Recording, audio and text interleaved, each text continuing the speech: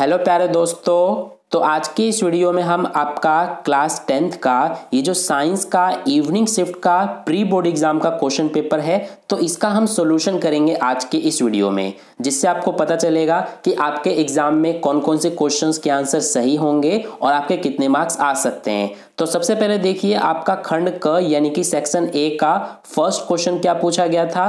निम्नलिखित में कौन ऊष्माक्षोषी अभिक्रियाएं हैं। तो इसमें हमसे ऊष्माक्षोषी अभिक्रिया यानी कि एंडोथर्मिक प्रोसेस पूछा गया था। देखिए, दो तरह की अभिक्रियाएं होती हैं, एक हमारा होता है ऊष्माक्षोषी अभिक्रिया और एक ऊष्माक्षेपी अभिक्रिया। तो वो रासायनिक अभिक्रिया जिसमें ऊष्मा या फिर ऊर्जा का अवशोषण होता है उसे हम ऊष्माक्षोषी अभिक्रिया कहते हैं। जैसे कि मैं आपको एग्जांपल देता हूं, जैसे बर्फ का पिघलना, तो ये हमारा क्या है, ऊष्माक्षोषी अभिक्रिया है। क्योंकि बर्फ यानी कि जो आइस होता है वो जब मेल्ट होता है तो उसमें वो हीट यानी कि ऊष्मा का अवशोषण करता है। ठीक है, तो इसी तरह से यहाँ पर हमें ये चार दिए गए हैं, इनमें से हमें बताना है कि कौन कौन ऊष्माक्षोषी अभिक्रिया है। तो जैसे देखिए, प्रकाश संश्लेषण, ये हमारा क्या हो जाएगा, ये ऊष्माक्षोषी अभिक्रिया है। क्योंकि प्रकाश संश्लेषण यानी कि फोटोसिंथेसिस ये प्लांट में होता है। तो प्लांट क्या करते हैं कि जो सनलाइट होता है, सूरज की रोशनी, उसको वो ऑब्जर्व करते हैं। तो यानी कि हमारा प्रकाश संश्लेषण ये ऊष्माक्षोषी अभिक्रिया है। इसके अलावा एक ये फोर्थ यानी कि बेरियम हाइड्रोक्साइड और अमोनियम क्लोराइड को मिलाना, यानी कि बेरियम हाइड्रोक्साइड और अमोनियम क्लोराइड को जब मिक्स करते हैं तो ये भी हमारा क्या है, ऊष्माक्षोषी अभिक्रिया ही है, यानी कि फर्स्ट और फोर्थ। तो ये हमारा आंसर हो जाएगा। फर्स्ट और फोर्थ हमें ये रहा डी ऑप्शन में दिया है, यानी कि फर्स्ट का आपका डी ऑप्शन करेक्ट था। इसके बाद चलते हैं नेक्स्ट सेकंड क्वेश्चन पर। इसमें हमसे पूछा गया था कि जब प्रिया ने लेड नाइट्रेट पाउडर को एक परख नली में गर्म किया तब उसने उत्सर्जन देखा। तो कैसा उत्सर्जन देखेगी, देखिए ये रहा, नाइट्रोजन डाइऑक्साइड गैस का भूरे रंग का धुआं, ये ऐसा उत्सर्जन वो देखेगी। जब लेड नाइट्रेट पाउडर को एक परख नली में गर्म किया जाएगा तब क्या दिखेगा हमें, नाइट्रोजन डाइऑक्साइड गैस का भूरे रंग का धुआं दिखेगा। यानी इसका बी ऑप्शन जो है ये हमारा करेक्ट हो जाएगा। इसके बाद थर्ड क्वेश्चन पर चलते हैं। तो थर्ड क्वेश्चन में देखिए, इसमें बोला गया है कि पानी की स्थायी कठोरता को हटाने के लिए इस सोडियम यौगिक का उपयोग किया जाता है। कौन सा, ये वाला Na2CO3 10H2O। इसको हम, इसका कॉमन नेम क्या होता है, इसका कॉमन नेम होता है धोने का सोडा यानी कि वॉशिंग सोडा।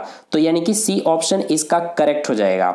इसके बाद नेक्स्ट है फोर्थ क्वेश्चन, नेटल के डंक में उपस्थित अम्ल है। तो नेटल के डंक में कौन सा एसिड, कौन सा अम्ल उपस्थित होता है, वो होता है मेथेनोइक एसिड, मेथेनोइक अम्ल। ठीक है, तो फोर्थ का हमारा डी ऑप्शन करेक्ट था। इसके बाद नेक्स्ट है फिफ्थ क्वेश्चन। फिफ्थ में देखिए बोला गया है, जब एक धातु नाइट्रिक अम्ल के साथ अभिक्रिया करती है तो हाइड्रोजन गैस नहीं उत्सर्जित होती है, परंतु कुछ धातुएं अति तनु HNO3 के साथ अभिक्रिया कर हाइड्रोजन गैस उत्सर्जित करती है। ऐसी धातुओं का युग्म है। तो ऐसी धातुएं मैग्नीशियम और मैंगनीज है, यानी कि फिफ्थ का हमारा ये डी वाला ऑप्शन जो है ये बिल्कुल करेक्ट है। इसके बाद नेक्स्ट देखिए, यहाँ पर सेक्शन ए इंग्लिश मीडियम में आ गया। तो जो मैंने आपको हिंदी मीडियम में बताया था आंसर्स, वही इंग्लिश मीडियम में भी राइट होंगे। जैसे कि जो फर्स्ट क्वेश्चन है इसमें पूछा था which of the following is an endothermic process. तो इसमें हमारा ये फोटोसिंथेसिस और ये डी वाला, सॉरी ये फोर्थ वाला, ये हमारे दोनों क्या है, एंडोथर्मिक प्रोसेस है, यानी कि ये डी ऑप्शन हमारा इसका करेक्ट था। इसी तरह से जो सेकंड क्वेश्चन है, सेकंड का हमारा कौन सा ऑप्शन करेक्ट था, ये बी वाला, brown forms of nitrogen dioxide gas. तो ये हमारा हो जाएगा बी ऑप्शन करेक्ट सेकंड का। इसके बाद जो थर्ड क्वेश्चन है इसका ये वाला सी ऑप्शन करेक्ट था। और इसी तरह से फोर्थ का ये मेथेनोइक एसिड और इसके बाद फिफ्थ का ये डी ऑप्शन हमारा करेक्ट था। इसके बाद नेक्स्ट चलते हैं क्वेश्चन नंबर 6 पर। इसमें देखिए बोला है, एक तत्व Y के तीसरे कोश में पहले कोश की तुलना में 3 गुना अधिक इलेक्ट्रॉन भरे हुए हैं। Y की परमाणु संख्या हमसे पूछा गया है। तो देखिए हमसे बोला है कि तीसरे कोश में पहले कोश की तुलना में 3 गुना अधिक इलेक्ट्रॉन है। तो जो हमारा पहला वाला कोश होता है इसमें मैक्सिमम कितने इलेक्ट्रॉन हो सकते हैं, तो इसमें 2 हो सकते हैं, तो ये हमारे हो गए 2। फिर इसके बाद ये हमारा दूसरा कोश है और ये हो गया तीसरा। तो पहले कोश में कितने इलेक्ट्रॉन्स हैं, तो इसमें 2 हैं। तो हमसे बोला है कि पहले की तुलना में जो तीसरा कोश है उसमें 3 गुना अधिक इलेक्ट्रॉन है। तो पहले में अगर 2 है तो जो हमारा ये तीसरा वाला कोश है इसमें 6 होंगे, यानी कि इसका ये जो पहले में 2 इलेक्ट्रॉन है इसका 3 गुना बोला है, इसीलिए इसमें हमारे 6 होंगे। तो ये हमारे हो गए 6 इलेक्ट्रॉन्स। अब देखिए ये जो दूसरा कोश है इसमें कितने हो सकते हैं इलेक्ट्रॉन, तो दूसरे कोश में मैक्सिमम 8 इलेक्ट्रॉन हो सकते हैं, तो इसीलिए इस दूसरे वाले में 8, पहले में 2 10 और इस तीसरे में 6, यानी कि 16 हमारा हो जाएगा परमाणु संख्या। तो इसीलिए 16 ये रहा सी ऑप्शन में, यानी कि हमारा जो 6th क्वेश्चन है इसका सी ऑप्शन करेक्ट हो जाएगा। इसके बाद 7th क्वेश्चन देखिए, एक विद्युत मोटर में तांबे की कुंडलियां होती हैं, तांबे का कौन सा गुण इतने पतले और लंबे तार बनाने में सहायक है, तो तांबे का ये जो तन्यता वाला गुण है ये हमारा बिल्कुल करेक्ट हो जाएगा। यानी कि तन्यता क्या होता है, जब जो तार होता है उसको बिल्कुल पतला हम खींचकर एक तार बना देते हैं, कोई भी मेटल होता है उसको हम खींचकर पतला तार में परिवर्तित कर देते हैं, इसको हम क्या बोलते हैं, इस गुण को तन्यता बोलते हैं। तो इसीलिए 7th का हमारा ये बी ऑप्शन जो है ये करेक्ट हो जाएगा। इसके बाद जो 8th क्वेश्चन है इसमें बोला है पौधे आमतौर पर गैसों का आदान प्रदान विसरण की प्रक्रिया द्वारा करते हैं, विसरण की दिशा निर्भर करती है। तो विसरण की दिशा किस पर निर्भर करती है, पर्यावरणीय परिस्थितियां और पौधे की आवश्यकता पर निर्भर करती है, यानी बी ऑप्शन इसका करेक्ट हो जाएगा। इसके बाद नेक्स्ट है क्वेश्चन नंबर 9, इसमें बोला है पायरुवेट का विखंडन किसमें एथनॉल, कार्बन डाइऑक्साइड और ऊर्जा प्रदान करता है, तो ईस्ट में। ठीक है, यानी कि पायरुवेट का जो विखंडन होता है ये हमसे पूछा है किसमें एथनॉल, कार्बन डाइऑक्साइड और ऊर्जा प्रदान करता है, तो इसका आंसर हो जाएगा ईस्ट, यानी ए ऑप्शन इसका करेक्ट हो जाएगा। इसके बाद 10th क्वेश्चन बोला है मानव मस्तिष्क का वह भाग जो शरीर की संस्थिति तथा संतुलन के लिए उत्तरदायी है, तो ये हमारा है अनुमस्तिष्क, यानी बी ऑप्शन इसका करेक्ट हो जाएगा। इसके बाद नेक्स्ट चलते हैं क्वेश्चन नंबर 11 पर। क्वेश्चन नंबर 11 में बोला है विकासशील भ्रूण अपशिष्ट पदार्थ उत्पन्न करता है जिसका निपटान डैश के द्वारा मां के रुधिर में स्थानांतरण द्वारा होता है, तो ये आपको पता होगा, इसका आंसर हो जाएगा प्लेजेंटा, यानी कि मां में प्लेजेंटा के थ्रू क्या होता है कि जो भ्रूण होता है, भ्रूण के जो वेस्ट सब्सटेंस होते हैं यानी कि अपशिष्ट पदार्थ, वो बाहर कैसे निकलते हैं, प्लेजेंटा के थ्रू। ठीक है, यानी कि इसका जो आंसर हो जाएगा वो हमारा हो जाएगा सी, यानी प्लेजेंटा। इसके बाद नेक्स्ट चलते हैं क्वेश्चन नंबर 12 पर। सबसे पहले इंग्लिश मीडियम में देखिए 6th का हमारा ये वाला आंसर राइट था, सी ऑप्शन, और जो 7th क्वेश्चन है 7th का हमारा ये आंसर था डक्टिलिटी। इसके बाद क्वेश्चन नंबर 8 जो है इसका हमारा ये बी ऑप्शन राइट था, और क्वेश्चन नंबर 9 का ईस्ट, यानी ए ऑप्शन राइट था।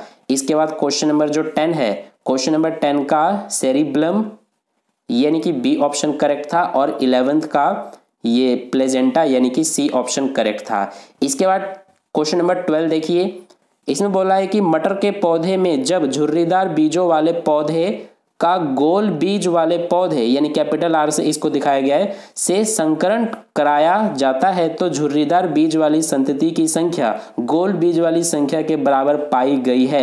निम्नलिखित में से किस तथ्य की सत्य होने की संभावना सबसे अधिक है, तो इसके होने की संभावना सबसे अधिक है, यानी कि एक पैतृक आर लक्षणों वाला है, यानी कि यहाँ पर एक कैपिटल आर और स्मॉल आर है, तो ये हमारा बी ऑप्शन इसका करेक्ट हो जाएगा क्वेश्चन नंबर 12 का। इसके बाद क्वेश्चन नंबर 13 देखिए, इसमें बोला गया है कि जब किसी वस्तु को अवतल दर्पण के सामने वाई स्थिति पर रखा जाता है तो अत्यधिक छोटा प्रतिबिंब बना, निम्नलिखित में से कौन सा बिंदु वाई की सही स्थिति है, तो कौन सा हमारा हो जाएगा इसका ये वाला अनंत पर कहीं भी, यानी कि सी ऑप्शन इसका करेक्ट हो जाएगा। इसके बाद नेक्स्ट देखिए क्वेश्चन नंबर 14। क्वेश्चन नंबर 14 में बोला है जब प्रकाश की किरण आंख में प्रवेश करती है तो उसके गमन के सही मार्ग की पहचान कीजिए। तो जब प्रकाश की किरण हमारे आंख में प्रवेश करती है तो उसके गमन के सही मार्ग की पहचान करने के लिए हमसे बोला है, तो देखिए सबसे पहले हमारा इसमें आएगा ये स्वच्छ मंडल, उसके बाद नेत्रोद, फिर पुतली, फिर लेंस, फिर काचाप द्रव, फिर दृष्टिपटल, यानी कि ये वाला बिल्कुल करेक्ट है, यानी कि डी ऑप्शन हमारा 14th का बिल्कुल करेक्ट हो जाएगा। इसके बाद नेक्स्ट है क्वेश्चन नंबर 15, पारिस्थितिक तंत्र में ऊर्जा प्रवाह आरेख के बारे में कौन सा कथन सही है?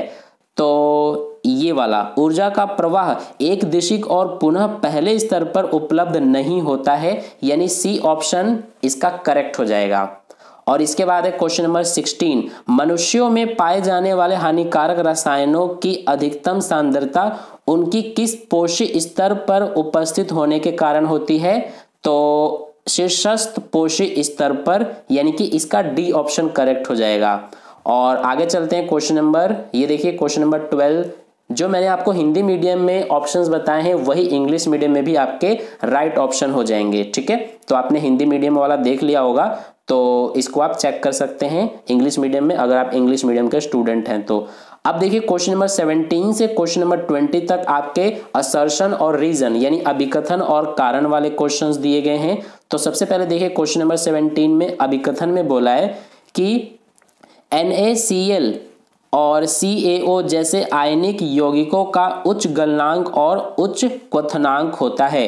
तो ये हमारा अभिकथन बिल्कुल सही है कि जो NaCl, इसके अलावा CaO, इस तरह के जो आयनिक यौगिक होते हैं, इनका जो गलनांक और क्वथनांक होता है ना, ये उच्च होता है, यानी कि ज्यादा होता है, ठीक है। तो अभिकथन हमारा बिल्कुल करेक्ट है। और कारण में बोला है कि इसका कारण यह है कि मजबूत अंतर आयनिक आकर्षण को तोड़ने के लिए बहुत कम मात्रा में ऊर्जा की आवश्यकता होती है। रीजन हमारा गलत है, कारण हमारा सही नहीं है, यानी कि सिर्फ अभिकथन ही सही है और कारण क्या है, गलत है। तो इसीलिए इसमें हमारा जो सी ऑप्शन है वो करेक्ट हो जाएगा 17 का। देखिए 17 में सी ऑप्शन ये रहा, अभिकथन सत्य है लेकिन कारण असत्य है। तो इसमें हमारा अभिकथन सही है, कारण गलत है, इसीलिए 17 का सी ऑप्शन हमारा टिक करेक्ट हो जाएगा। इसके बाद क्वेश्चन नंबर 18 देखिए, अभिकथन में बोला है कि विभिन्न जीव उनके शरीर की बनावट के कारण विभिन्न जनन के तरीकों का उपयोग करते हैं। तो अभिकथन हमारा करेक्ट है। और कारण में है कि अमीबा द्विखंडन प्रक्रिया से जनन करते हैं। तो कारण भी हमारा सही है। आपको पता होगा कि अमीबा जो है वो जनन कैसे करते हैं, जनन करते हैं तो वो कौन सी प्रक्रिया है, द्विखंडन की प्रक्रिया है जो अमीबा जनन करते हैं, रिप्रोडक्शन। तो इसीलिए हमारा अभिकथन सही है, कारण भी सही है, लेकिन जो ये कारण है ये इस अभिकथन को एक्सप्लेन नहीं कर रहा, ठीक है, यानी कि इसका एक्सप्लेनेशन नहीं है ये हमारा कारण। तो इसीलिए ऐसे कंडीशन में हमारा बी ऑप्शन करेक्ट हो जाएगा, ठीक है। ये देखिए बी ऑप्शन में बोला है अभिकथन और कारण दोनों सत्य हैं और कारण अभिकथन की सही व्याख्या नहीं है। तो इसीलिए 18 का बी ऑप्शन करेक्ट है। और क्वेश्चन नंबर 19 देखिए, इसमें अभिकथन है यदि n फेरों की कुंडली हो तो उत्पन्न चुंबकीय क्षेत्र परिमाण में एकल फेरे द्वारा उत्पन्न चुंबकीय क्षेत्र की तुलना में n गुना अधिक प्रबल होगा। तो अभिकथन हमारा सही है। और कारण में बोला है कि प्रत्येक फेरे में विद्युत धारा के प्रवाह की दिशा समान है, जिससे प्रत्येक फेरों के चुंबकीय क्षेत्र संयोजित हो जाते हैं। कारण भी सही है। और ये जो कारण है ये हमारा इस अभिकथन से रिलेट कर रहा है, यानी कि अभिकथन को एक्सप्लेन भी कर रहा है। अभिकथन का सही एक्सप्लेनेशन है हमारा ये कारण, इसीलिए इसका ए ऑप्शन करेक्ट हो जाएगा 19 का। और लास्ट है हमारा क्वेश्चन नंबर 20, इसमें अभिकथन दिया है कि द्वितीयक उपभोक्ता अपनी ऊर्जा का 10% अपने से ऊपर के स्तर से प्राप्त करता है। तो ये गलत है, अभिकथन हमारा बिल्कुल गलत है। और कारण देखिए, पोषी स्तर में द्वितीयक उपभोक्ता सदैव प्राथमिक उपभोक्ता के ऊपर होता है। तो ये तो हमारा सही है, यानी कि कारण सही है लेकिन अभिकथन गलत है। तो इसीलिए इसका डी ऑप्शन करेक्ट हो जाएगा क्वेश्चन नंबर 20 का, ठीक है। हमारा अभिकथन जो है ये गलत है और कारण सही है, इसीलिए इसका डी ऑप्शन करेक्ट हो जाएगा। तो हमने सारे एमसीक्यू कर लिए हैं। इसके बाद क्वेश्चन नंबर 21 से हमारा खंड ख यानी सेक्शन बी स्टार्ट हो जाता है। तो इसके लिए हो सकेगा तो मैं नेक्स्ट वीडियो बना दूंगा जिसमें मैं आपको क्वेश्चन नंबर 21 और इसके आगे के सॉल्यूशन करा दूंगा। तो वीडियो को लाइक कर देना, अपने दोस्तों के साथ भी शेयर कर देना, और आपने चैनल को सब्सक्राइब नहीं किया है तो सब्सक्राइब करके बेल आइकन प्रेस कर लेना। मिलते हैं फिर अगले वीडियो में।